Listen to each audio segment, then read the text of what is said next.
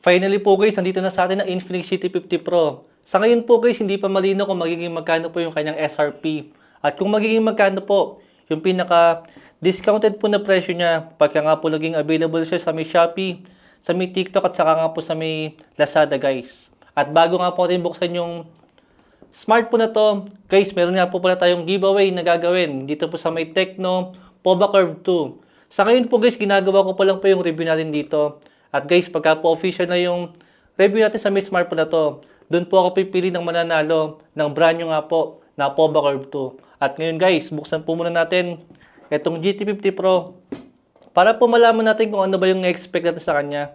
At kung maganda ba guys yung kanyang design. At syempre yung kanyang full specs. Sa tingin nyo po guys, magiging magkano kaya yung SRP ng smartphone na to? Dahil kung maalala nyo nga po, yung GT30 Pro, nung last year po guys sa model, makatwiran po yung kanyang presyo guys. Pero ang balita ko nga po, ang presyo po ng smartphone na to ngayon is nasa around 20,000 siya.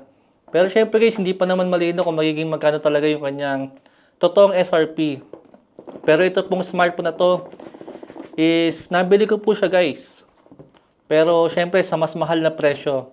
Dahil wala pa naman tayong official kung magkano talaga yung presyo na yan. Eto na guys, buksan ko na. Tatlong color po yung available sa kanya. Tatlong color po guys yung available sa may smartphone na to. Pero yung pinili ko sa kanya is yung color red. Same po ng Note 60 Ultra.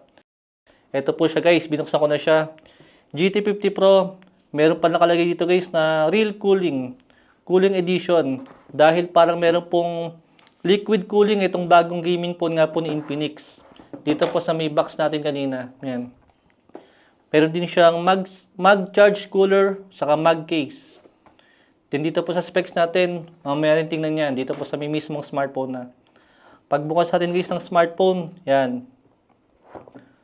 Yan siya guys. Dalawang box po siya. Siguro ito po yung smartphone at yung accessories po na kasama niya. Dito muna tayo sa may accessories para mamaya ilalagyan siya sa smartphone natin. Ito guys, nakasil pa pala siya. Buksan lang natin. Sa totoo lang guys, ngayon lang po ako nakakuha ng ganitong klase ng smartphone nga po ni Infinix dahil yung nireview po natin na last year model nga po is regular version lang po yun ng GT30 Pro. At ngayon lang po ako nakakuha ng ganitong klase ng version nga po niya. Ito po guys yung fan cooler na kasama niya at magnetic po siya guys. Yan. Then, ito po yung cable na kasama niya. Type-C to Type-C po siya. Then, wala na po siyang kasama rito sa isang box natin. Then, ito po yung smartphone natin guys. Yan, hindi na po siya nakasealed dahil, ewan ko. Ito po yung manipis sa box natin. Yan, nandito po yung case na kasama niya. Tingnan natin guys yung case. Siyempre, itong mga papel natin, paperworks. Ewan ko ba kung bakit lagi po merong license by Qualcomm pero hindi naman po Snapdragon yung processor natin dyan. Ito po guys yung case ng GT50 Pro. Yan. Hard plastic case po siya guys na meron pong magnet po sa likod. Siguro para po maganda yung kapit ng mismong natin. Ito. Oo nga guys, umano siya. Maganda po yung dikit niya. Kumbaga hindi po siya basta-basta malalaglag kung sakaling ikakabit po natin to habang naglalaro po tayo ng mga games. Pero siguro guys sa katagalan sa katagalan po feeling ko guys madali po magagasgas yung ganitong klase ng case dahil nga po habang kinakabit natin to at tinatanggal natin malamang sa malamang gagasgas po yan guys. Yan po yung case na kasama ng GT50 Pro. Ito na po yung mismong smartphone natin. Yan. GT50 Pro, meron siyang Hydro Flow Liquid Cooling Ultimate Efficiency. Siyempre guys, hindi tayo pwede magpadala sa mga advertisement yan ni Infinix.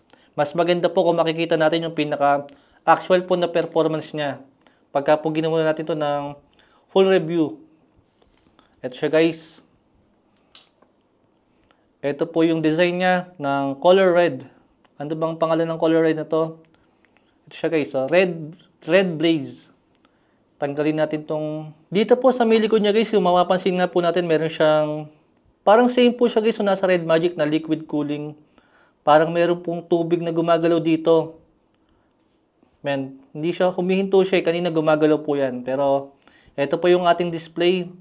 Dito po sa may build quality natin, kung papansinin niyo po is, parang metal po yung kanyang gilid. Pero naka-plastic lang po. Plastic frame lang po siya. Pero guys, maganda po yung pagkakaano niya. Actually, parang nga po siyang metal sa first impression ko sa kanya. Hindi po siya katulad guys ng ibang mga frame po ng mga smartphone. Para siyang metal guys, napakaganda po niya. At kung papansin nga po natin, itong shoulder trigger button natin, malaking upgrade din po ito sa may Lasher model na ano lang siya, ano bang tawag doon, yung para bang capacitive button lang, yung para siyang touchscreen.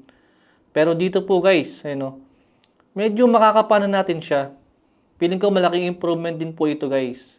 Then sa may ilalim natin, nandito po yung ating charger. Sa may charger niya guys, medyo nalilitan ako para po maging 45 watts to. Para po sa ganitong klase ng presyo. Na umabot nga po ng 20,000. I think mas okay po sana kung at least naka 100 watts siya. Or 80 watts. Pero yung 45 watts guys, medyo maliit na po yan para sa ganyang klase ng presyo. Ito pong charger natin. Ito po yung cable natin. Type-C lang siya. At wala po siyang earphone na kasama pa rin. Setup po muna natin guys yung smartphone. Ito na po guys yung mismong GT50 Pro. Na-setup ko na po siya. At siguro guys medyo hindi siya nalalayo sa aesthetic nga po ng Note 60 Pro. I mean ng Note 60 Ultra. Dito po sa may team natin. Medyo maganda naman siya. Andito pa rin po yung color accent nga po ng team natin na color red. Pero dito po sa mga sa mga icon natin is medyo may pagkabulo po siya yung mga default nga po ng mga icon niya. Ito na po guys yung ating settings.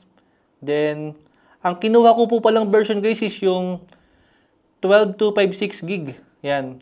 Dahil meron po siyang 512 gig na version. At medyo mahal na nga rin po yun. Ito po siya guys, 12256. At sa ating main camera, meron po siyang 50 megapixel na main camera. Saka po 8 megapixel na ultra wide. At sa may battery po natin, meron po tayong 6.5 mAh na battery. At 1.5K resolution. At naka Android 16 na nga po tayo. Siyempre, naka 1/4 Hz po tayo dito. Yan. Then, wala nga lang po tayong option dito ng kanyang resolution para mapapababa natin yung kanyang resolution kung sakaling gusto nyo po magtipid sa may battery. Wala po tayong option dito. Then, sa kanyang, etong GT Zone, tingnan natin kung ano ba rin. Ito po yung ating shoulder trigger button. Yan. Mukhang naano rin to guys, bukod sa gaming is napipindutin po siya as camera shutter. Yan guys, so bumukas po yung ating camera nung pinindot ko po siya. Pero, ano pala siya, pas-swipe. Medyo ididiin natin guys. Pagka po nadiin ko siya, meron siyang haptic vibrate motor na mararamdaman tayo pagka pinindot siya. Tingnan na natin guys sa may sa may full review. Then ito pong ating mechanical light waves. Ito po yung ilaw niya, pa letter X po siya na putol. Yan o. Tingnan natin kung nababago yung ilaw niyan.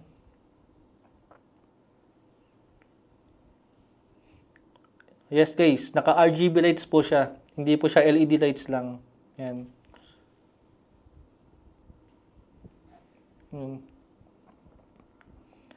Itong liquid cooling natin, ito siya guys yung settings natin. May sound effect din po siya guys ng liquid cooling. Yan. Hindi nga lang po siya masyado nakikita. Yan. Kita ba sa camera? Ito po yung liquid cooling natin guys. Kung napapansin nyo nga po, katulad nga po siya nung nasa Red Magic. Pero hindi nga lang po siya ganun nakitang-kita natin pagka po tititigan natin dahil medyo makitid po yung mga linya na dito guys. Yan. Pero in fairness, maganda naman siya. Alamin na natin guys sa may full review po natin kung ano ba, kung malaki bang tulong yung liquid cooling nga po na yan. At itong improve nga po na shoulder trigger natin. Guys, lagay po natin siya sa may casing niya.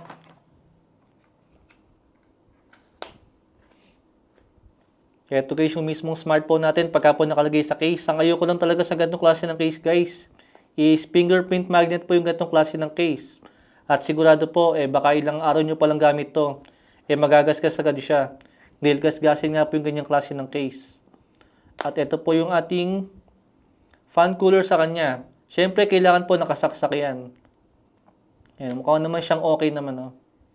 Maganda naman po yung magnet sa may likod niya. Dahil nga po, medyo mas malaki na yung magnet ngayon compare po sa may last year model.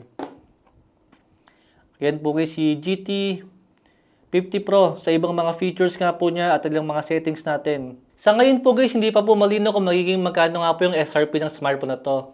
Pero feeling ko po, ang magiging SRP po niya is nasa around 25,000. Dito nga po sa may base version niya na 12256. Pero sa may 12212, asahan niyo po guys, sa magiging presyo nun is kulang 30,000. Kaya kung sakali nga po na balak niyo bumili ng smartphone na to, mas okay po guys na hintayin po muna natin na lumabas nga po siya sa may mismong Infinix Store, sa may Shopee po guys, para makakuha po tayo ng malaking discount.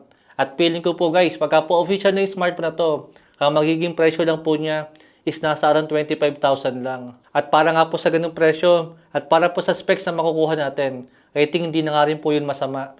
Dahil marami rin naman siyang mga specs nga po guys, at mga features na wala nga po sa maraming gaming phone ngayon. Para po sa inyo guys, kung uhulaan niyo po yung magiging presyo niya, sa tingin niyo po magkano po yung makatwiran na presyo nga po ng Infinix GT50 Pro para po sa magiging SRP niya at magiging discounted nga po na presyo niya. Pag-usapan na lang po tayo sa may comment section. Palike lang po guys yung video natin. Yun lang po muna guys. Thanks for watching.